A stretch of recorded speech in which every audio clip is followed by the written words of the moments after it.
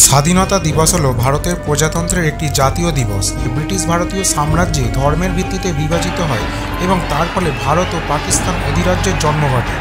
দেশভাগের সময় সাম্প্রদায়িক দাঙ্গায় প্রচুর ক্ষয়ক্ষতির ঘটনা ঘটে।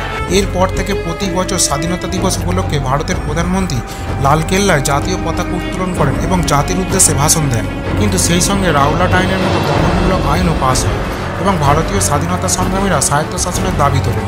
অল ইন্ডিয়া মুসলিম লীগের নেতৃত্বে মুসলিম জাতীয়তাবাদের উত্থানের মতো ঘটনাগুলি এই দশকে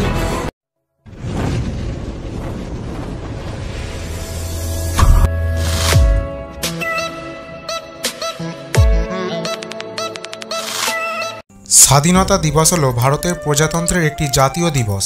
1947 সালের 15ই আগস্ট 1354 বঙ্গাব্দের 29শে শ্রাবণ শুক্রবার ভারত ব্রিটিশ রাজশক্তির শাসন কর্তৃত্ব থেকে মুক্ত হয়ে স্বাধীনতা অর্জন করেছিল।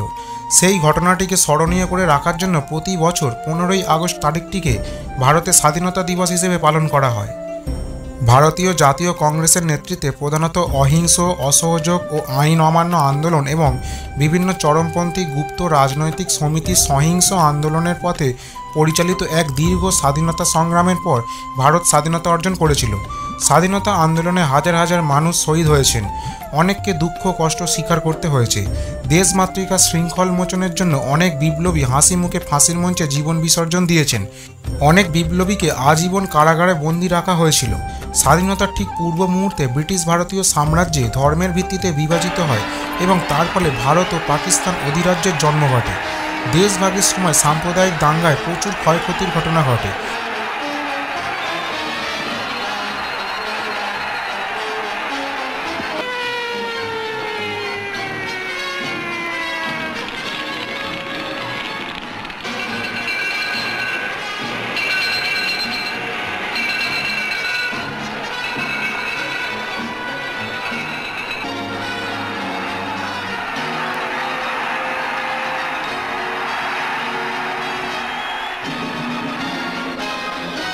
অনেক মানুষ প্রাণ হারান এবং 1,50,00,000-এরও বেশি মানুষ বাস্তুহারা হন।